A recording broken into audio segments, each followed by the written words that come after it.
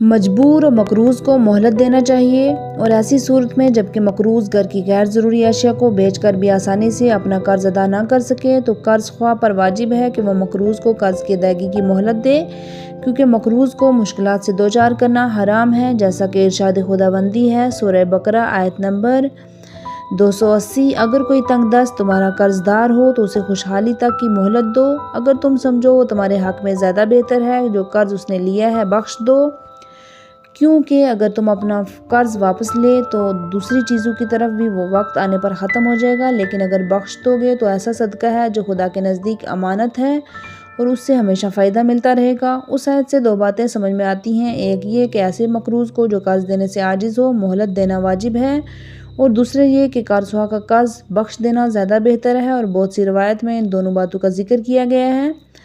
हज़रत पैगंबर अकरम सल्लल्लाहु अलैहि वसल्लम ने फरमाया, तजारत वसाइल शिया अब्वाब-ए-दीन सफ़ा नंबर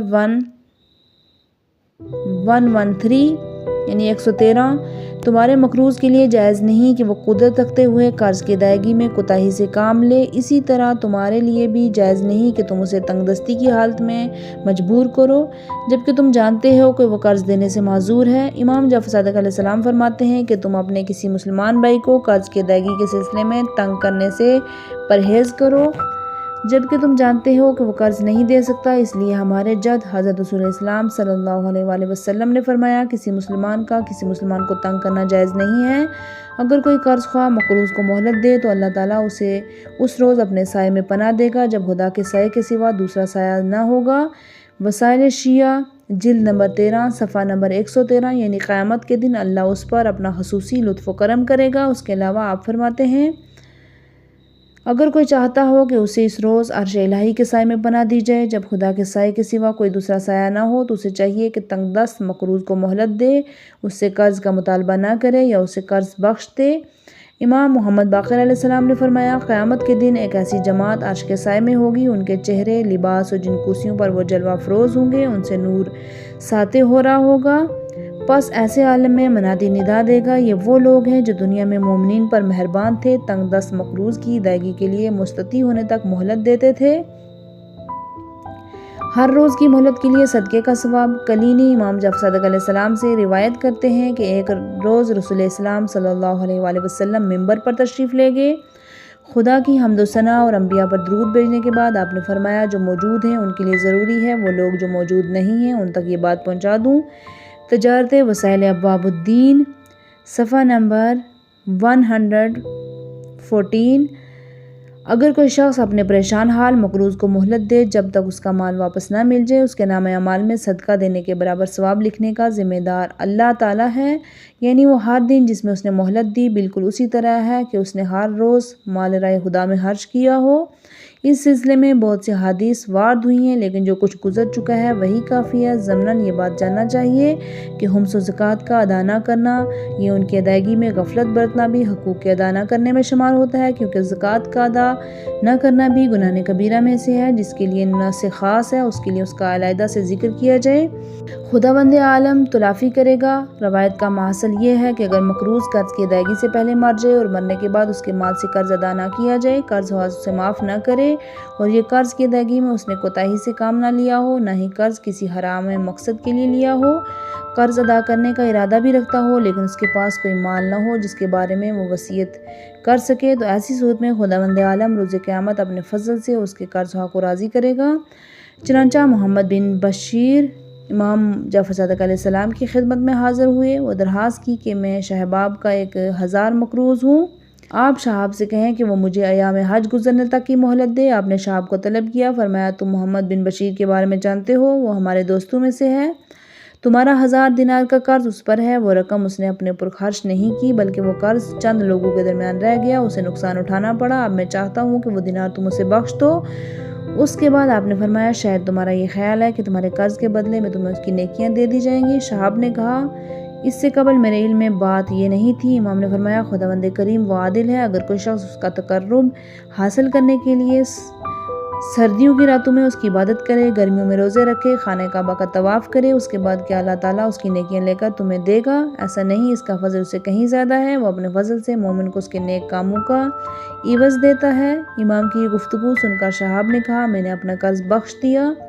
वह मकरूज़ जिसकी नेकियां कर्ज़ को दी जाती हैं। ऐसी सूरत में जब कोई शख्स कर्ज़ की अदायगी में कसूरवार हो, उसने कर्ज़ किसी हराम मकसद के लिए लिया हो, इस्तिताअत रखते हुए कर्ज़ की अदायगी में गफलत से काम ले और उसके मरने के बाद उसका कर्ज़ भी अदा न किया जाए तो कर्ज़ भी उसे न बख्शे, तो क़यामत के दिन कर्ज़ के बराबर की नेकियां लेकर कर्ज़ को दे दी जाएंगी। अगर उसकी नेकियां न हों, बहुत कम हो, तो कर्ज़ के गुनाहों उसके नाम अमाल में शामिल कर दिए जाएंगे। कुछ हदीस में इस बात को सराहतन बयान किया गया है। इमाम जब सदक अलैहिस्सलाम फरमाते हैं कि रोज़ क़यामत इंसान के लिए सख्त तरीन वो वक्त होगा जब खुम्स व ज़कात के मुस्तहक़ीक़ीन उठकर उससे चिमट जाएंगे और कहेंगे, परवरदिगार, उस शख्स ने खुम्स व ज़कात का हमारा हक मारा, हमें कुछ न दिया। बस खुदावंद आलम इन लोगों की नेकियां उन मुस्तहक़ीक़ीन को दे देगा। उसके अलावा आपने फरमाया, क़यामत के दिन कर्ज़ अपने मकरूज़ की शिकायत करेगा। बस अगर मकरूज़ की नेकियां होंगी तो वह कर्ज़ के लिए ले ली जाएंगी। अगर उसकी नेकियां ना हों तो कर्ज़ के गुनाह उसके नाम अमाल में शामिल कर दिए जाएंगे। बहुत सी रवायत से ये बात वाज़ेह होती है कि अगर किसी शख्स के ज़िम्मे लोगों के हुकूक हों तो उसकी निजात नहीं होगी, मगर यह कि साहिबान हक़ उससे राज़ी हो जाएं या साहिबान हक़ के हुकूक के मुसावी उसकी नेकियां लेकर साहिबान हक़ को दे दी जाएँ, या उनके गुनाह उसके नाम अमाल में शामिल कर दिए जाएँ, या फिर अहले बैत उसकी शफाअत करें, वो निजात हासिल करेगा। मुआवजा कितना होगा, मुआवजा किस तरह दिया जाएगा, ये हक़ के मुकाबले में कितनी मिकदार नेकी दरकार होगी, उसको खुदा और रसूल बेहतर जानते हैं। ना हमारे यहाँ समझने का कोई ज़रिया है, ना ही हमारे लिए इन बातों को समझना लाजिम है। अलबत्ता बाज़ रवायत में इन दर्जात का भी जिक्र किया गया है। जैसे रसूल ने फरमाया, हम धर्म के इवज़ मकरूज़ की 600 नमाज़ें लेकर कर्ज़ को दे दी जाएंगी, और अगर 1 से 6 दिरहम चांदी के हों तो उसकी 700 कबूलशुदा नमाज़ें लेकर साहिब हक़ को दे दी जाएंगी। 1 दिरहम चांदी के 18 चने दानों के बराबर होता है। अर्ज़ के मकरूज़ का कर्ज़ अदायगी के बगैर दुनिया से जाना उसके लिए बहुत सख्त होगा। बस हर इंसान को ये कोशिश करना चाहिए कि मौत के वक्त मकरूज़ न हो। उसके अलावा कोई चारा ना हो तो उसे चाहिए कि शिद्दत से अहले बैत से तवस्सुल पैदा करे ताकि उसके देवेदारों को राज़ी करें। रसूल खुदा सल्लल्लाहु अलैहि वसल्लम ने फरमाया, वो गुनाह कबीरा जिनसे खुदा ने मना किया है, उन लोगों के बाद कोई और गुनाह इस कदर बड़ा नहीं होता जितना किसी शख्स का उस हालत में मरना वो लोगों का मकरूज़ हो, उसके पास कोई चीज़ भी ना हो जिससे उसका कर्ज अदा किया जा सके। उसके अलावा आपने एक रोज़ नमाज के बाद अपने साहब से फरमाया, फ़लाँ शख्स तो शहीद हो चुका है, अभी तक बहशत के बाहर खड़ा है और अंदर दाखिल नहीं हो सकता क्योंकि वह फ़लाँ यहूदी का 3 दिरहम का मकरूज़ है। कर्ज अदा करने में जल्दी करना मुस्तहब है, चुनांचे हक़ और कर्ज का अदा न करना हराम और गुनाह कबीरा है। पास कर्ज हुआ के मुतालबे करने और मकरूज़ के मुस्तती होने की सूरत में कर्ज की अदायगी में जल्दी करना बेहतरीन वाजिबात खुदा में से हैं और इस बारे में बहुत ज़्यादा सवाब का वादा किया गया। किताब दारुल इस्लाम नूरी में सफ़ा नंबर 267 पर किताब नूरुल ऊन से नकल किया गया है। जनाब सैयद हाशिम हायरी जो आलिम ज़ाहिद थे बयान करते हैं कि उसने एक यहूदी से 100 दिनार बतौर कर्ज लिए जो कि इस ज़माने में 10 ईरानी सिक्कों के बराबर थे और उससे 20 रोज़ में वापस करने का वादा किया गया। पास उसमें से आधे वापस कर दिए। उसके बाद फिर मैंने उस यहूदी को नहीं देखा। लोगों से सुना वो बगदाद गया हुआ है। उसके बाद एक रात मैंने ख्वाब में देखा कि क़यामत बरपा है, मुझे और दूसरे लोगों को हिसाब के लिए हाजिर किया गया है। खुदा ने अपने फजलो करम से मुझे बहशत में दाखिल होने की इजाज़त दे दी। बस मैंने चाहा पुलिस रात अबूर करूं तो जहन्नुम की चीख पुकार ने मुझे खौफ ज़दा कर दिया। जब मैं पुलिस रात से गुजरने लगा तो अचानक कर्ज हुआ यहूदी आग के शोले की मान जहन्नुम से बाहर निकला और मेरा रास्ता रोककर मुझसे कहने लगा, मुझे 50 तोमान दो, गुजर जाओ। मैंने मन्नत की और कहा कि मैं तुम्हें हमेशा तलाश करता रहता था ताकि तुम्हें कर्ज अदा लौटा दूं। उसने कहा, तुम ठीक कहते हो, लेकिन जब तक तुम मेरा कर्ज नहीं दोगे सिरात को अबूर नहीं कर सकते। मैंने गिरियावजारी की, कहा, यहाँ पर मेरे पास कोई चीज़ नहीं मैं तुम्हें दूं। यहूदी ने कहा कि अच्छा, तो फिर मुझे अपनी इजाज़त दो कि मैं अपनी उंगली तुम्हारे जिस्म के किसी हिस्से पर रखूं। उसके शर्त से छुटकारा हासिल करने के लिए इस बात पर राज़ी हो गया और जब उसने अपनी उंगली मेरे सीने पर रखी तो जलन की शिद्दत से मैं ख्वाब से बेदार हो गया और मैंने देखा कि मेरा सीना ज़ख्मी है। उसके बाद उन्होंने अपना सीना खोल कर दिखाया और सुनने वालों ने देखा और उनके सीने पर शदीद ज़ख्म है। उन्होंने कहा कि अभी तक इसका इलाज करवा रहा हूँ लेकिन ये ज़ख्म सही नहीं हुआ। सुनने वाले सैयद हाशिम हायरी की रवायदात सुनकर बुलंद आवाज़ से गिरिया करने लगे।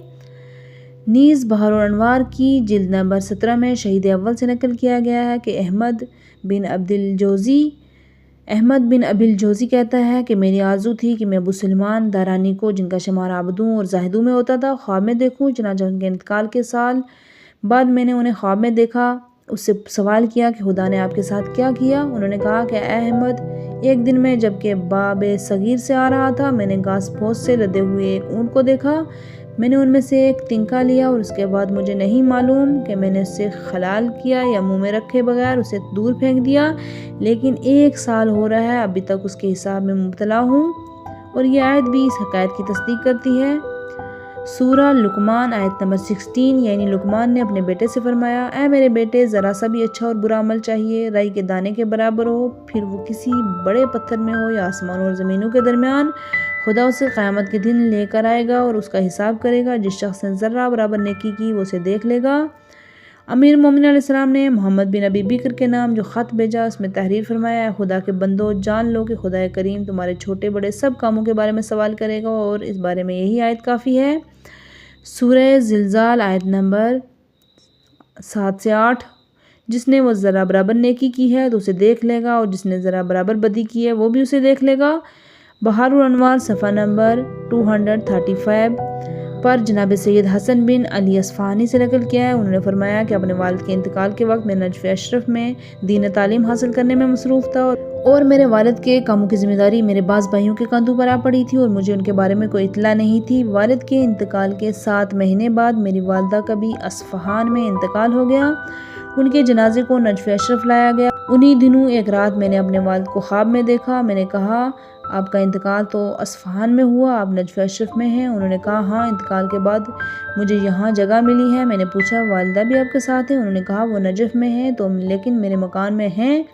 समझ गया कि वो मेरे वालिद के बराबर नहीं। पस मैंने कहा, आपका हाल कैसा है? उन्होंने कहा, सख्ती और मुश्किल में था, अब अल्लाह का शुक्र है आराम से हूँ। मैंने ताज्जुब से कहा, आप जैसा इंसान मुश्किल में मुब्तला था? उन्होंने कहा, हाँ, उसकी वजह यह है कि आका बाबा, जो नालबंद के नाम से मारूफ हैं, उसके बेटे खाज रज़ा का मुझ पर कर्ज था और वो मुझसे मुतालबा भी कर रहा था, लेकिन मैं उसका कर्ज अदा ना कर सका। उसी कर्ज की अदम अदायगी की बिना पर मैं सख्ती में मुब्तला था।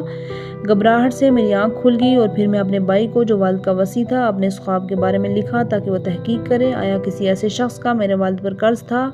मेरे भाई ने जवाब में लिखा, मैंने तमाम हिसाब किताब की छानबीन की, लेकिन इस शख्स का नाम कर्ज ख्वाहों में नहीं है। मैंने अपने भाई को दोबारा लिखा, ऐसे शख्स को तलाश करो और ख़ुद उससे पूछो, आया मेरे वालिद तुम्हारे मकरूज़ थे? उसने जवाब में लिखा, कि मैंने उस शख्स से पूछा तो उसने, तुम्हारे वालिद तुम्हारे 18 तोमान के मकरूज़ थे। इस बात को खुदा के अलावा कोई नहीं जानता था। बस मैं तुम्हारे पास आया, तुमसे पूछा कि मेरा नाम मरहूम के कर्ज ख्वाहों में दर्ज है? तुमने कहा नहीं है। मेरे पास कोई सनद भी न थी और न ही कोई ऐसा ज़रिया था जिससे मैं अपने कर्ज को साबित करता। लिहाजा मैं बहुत आज़र्दा हुआ कि मरहूम ने मेरे कर्ज को अपनी कापी में क्यों दर्ज नहीं किया। मेरे भाई ने तहरीर किया कि मैंने इस शख्स को कर्ज की रकम देना चाहा, लेकिन उसने लेने से इनकार कर दिया और कहा कि मैंने मरहूम को बख्श दिया है। इमाम मोहम्मद बाक़िर अलैहिस्सलाम फरमाते हैं, वसाइल शिया किताब जहाद बाब 77, जुल्म की 3 किस्में हैं। एक वो जुल्म जिसे खुदा नहीं बख्शेगा, दूसरा वो जुल्म जिसे बख्श देगा, तीसरा वो जुल्म जिसका मुआहिज़ा करेगा। वो जुल्म के जिसे खुदा नहीं बख्शेगा वो शिर्क है। वो जुल्म के जिसे खुदा बख्श देगा वो किसी शख्स का उन बातों के बारे में जो खुदा और उसके दरमियान है अपने आप पर जुल्म करना है। और वो जुल्म जिसका खुदा मुआवजा करेगा उससे मुराद वो जुल्म है जो मकरूज़ और कर्ज ख्वाहों का कर्ज अदा ना करके उन पर करता है। रसूल इस्लाम सल्लल्लाहु अलैहि वसल्लम फरमाते हैं कि जो कोई अपने कर्ज ख्वाहों को राज़ी करे लाजमी तौर पर वो बहशत में दाखिल होगा, हिसाब में ताहीर के बगैर जन्नत में जनाब इस्माइल बिन इब्राहिम का साथी होगा। उसके अलावा रसूल इस्लाम ने फरमाया, जहाद मुस्तदरक बाब नंबर 78 में वो कर्ज जो मकरूज़ अपने कर्जहा को वापस करता है, 1000 साल की इबादत 1000 गुलामों को आज़ाद करना 1000 मरतबा हज उम्रे बजा लाने से बेहतर है। आन हज़रत सल्लल्लाहु अलैहि वसल्लम फरमाते हैं, अगर कोई शख्स 1 दिरहम भी साहिब हक को लुटाए, खुदावंद आलम उसे आतिश जहन्नम से निजात देगा। और हर दानिक 1 से 6 दिरहम अगर वापस करे तो उसके एवज़ एक पैगंबर के बराबर सवाब इसके नाम अमाल में लिखा जाएगा। और हर दिरहम जो उसने वापस किया उसके बदले बहशत में उसे सुर्ख मोतियों का शहर मरहमत फरमाएगा। आपने फरमाया साहिब हक को उसका 1 दिरहम वापस करना बेहतर है इस रोज़े से जो दिन में रखा जाए, उस नमाज से जो रात में पढ़ी जाए। अगर कोई कर्ज को वापस करता है तो अर्श के नीचे से एक फरिश्ता ये निदा देता है, बंदे तेरे अमल के आगाज़ से ही खुदा तेरे तमाम पिछले गुनाह बख्श दिए हैं। लोगों के हकूक़ की अदायगी, वो माल जो किसी शख्स के ज़िम्मे हो उसकी 2 किस्में हैं। हक एक मुवारिद ये है कि इसके पास माल मौजूद हो, उसे यकीन हो कि उसके पास मौजूदा माल में से आधा माल फ़लाँ शख्स का है, या उसके पास मौजूदा माल में से 100 तुमान के बराबर माल फ़लाँ शख्स का है।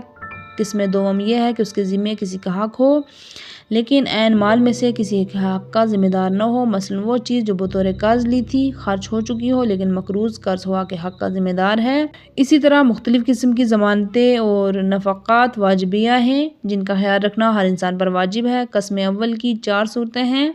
किस्म अव्वल की 4 सूरतें हैं। माल की मिकदार और साहिब माल का मालूम करना। जब माल की मिकदार और जब हक दोनों मालूम हो, फ़लाँ माल में से इतनी मिकदार फ़लाँ शख्स की है, तो इस सूरत में वाजिब है कि वही मिकदार साहिब हक को वापस किया जाए। अगर वो मर चुका हो तो माल कानून इसके मुताबिक इसके इरसा को दिया जाए। माल की मिकदार का मालूम होना, साहिब माल का मालूम ना होना। अगर माल की मिकदार मालूम और साहिब माल मालूम न हो तो तरद्दुद हो। ये तरद्दुद शक एक दफ़ा अफराद मुअय्यन के दरमियान होता है। मसलन आदमी जानता हो कि उस माल से फ़लाँ मिकदार 3 या 5 अफराद में से किसी एक की हैं। बस एहतियात ये है कि इन तमाम को जिस तरह भी मुमकिन हो अपने से राज़ी करे। अगर तमाम को राज़ी करने का कोई ज़रिया ना हो तो इस बारे में 3 कौल हैं। कुर्रा अंदाज़ी के ज़रिए उनमें से एक का तयन किया जाए, माल उसे दे दिया जाए। दूसरी सूरत यह है कि इस माल को तमाम अफराद में मुसावी तकसीम किया जाए। तीसरे ये कि मालिक मालूम न हो, एहतियात के तौर पर हाकिम शर काजी की इजाज़त से सदका दिया जाए। इस मसले में हर शख्स अपने मर्ज़ तकलीद की तरफ रजू करे। अगर अफराद गैर मुअय्यन के दरमियान तरद्दुद हो, यानी 100 या 100 से ज़्यादा के दरमियान उसे शक हो, तरद्दुद हो, शायद ये माल फ़लाँ का है या ये साहिब माल बेमालिक मालूम न हो, ऐसी सूरत में ये माल महजूल ममालिक के हुक्म में आएगा और एहतियात की बिना पर हाकिम शर की इजाज़त से उसे बतौर सदका दिया जाएगा। जीम, माल की मिकदार का मालूम होना, मालिक का मालूम होना। और जब माल की मिकदार मालूम न हो, साहिब हक मालूम न हो, मसलन जानता हो कि मेरे फ़लाँ माल में कुछ मिकदार फ़लाँ शख्स की है लेकिन ये ना जानता हो कि आधा माल या माल का तीसरा हिस्सा उस शख्स का है, उसी सूरत में वाजिब है कि कम अज़ कम माल का तीसरा हिस्सा उस शख्स को दे और एहतियात को ज़्यादा दे और उसे राज़ी करे और उसे सुलह कर ले। दाल, माल की मिकदार और मालिक हर 2 का मालूम न होना। माल की मिकदार और साहिब हक दोनों मालूम न हो, यानी अजमालन उसे यकीन हो कि मेरे फ़लाँ माल में दूसरों का माल शामिल है, उसका इस्तेमाल हराम है, लेकिन न हराम माल की मिकदार को जानता हो न उन लोगों को जानता हो जिनका माल है। हत्ता कि अफराद मुअय्यन होने की सूरत में ये भी न जानता हो कि इन अफराद में से किसका माल कितना है। ऐसी सूरत में वाजिब है कि माल का खुमस यानी माल का 5वां हिस्सा निकाला जाए और खुमस का माल अहले खुमस को दिया जाए। उसके बाद तमाम माल हलाल हो जाएगा। मज़ीद तफसील के लिए खुमस की किताब रिसाले अमलिया की तरफ रुजू करें। किस्म दोम, यानी किसी शख्स का हक किसी दूसरे के ज़िम्मे है लेकिन ऐने माल की सूरत में नहीं, उसकी भी 4 सूरतें हैं। अगर माल की मिकदार साहिब हक दोनों मालूम हो तो किसी शख्स के बगैर इतनी मिकदार रकम साहिब हक को अदा करे। जो हक उसके ज़िम्मे है वो तो मालूम है लेकिन जिस शख्स का हक है उसे नहीं जानता, यानी अगर कुछ मुअय्यन अफराद के दरमियान तरद्दुद हो, इन तमाम को अपने से राज़ी करे, जिसकी तफसील किस्म अव्वल में गुजर चुकी है। और ये बहुत से गैर मुअय्यन अफराद के दरमियान तरद्दुद हो, साहिब हक को बिल्कुल न जानता हो। ऐसी सूरत में जो मिकदार इसके ज़िम्मे है इतनी रकम हाकिम शर काजी को दे दिया जाए। हाकिम शर की इजाज़त से असल मालिक की तरफ से सदका दे। जिस शख्स के ज़िम्मे हक हो उसे हक की मिकदार मालूम न हो लेकिन साहिब हक मालूम हो, तो ऐसी सूरत में जो मिकदार कम अज़ कम यकीनी हो इतनी मिकदार की रकम उस शख्स को अदा करे और जो मिकदार ज़्यादा है उसके बारे में उससे सुलह करे। वो हक जो ज़िम्मे है और साहिब हक दोनों ना मालूम हो, इस रकम में से कम और ज़्यादा के दरमियान जो हद वसत है उसके बारे में हाकिम शर काजी से सुलह करे और उस रकम को असल मालिक की तरफ सदका दे।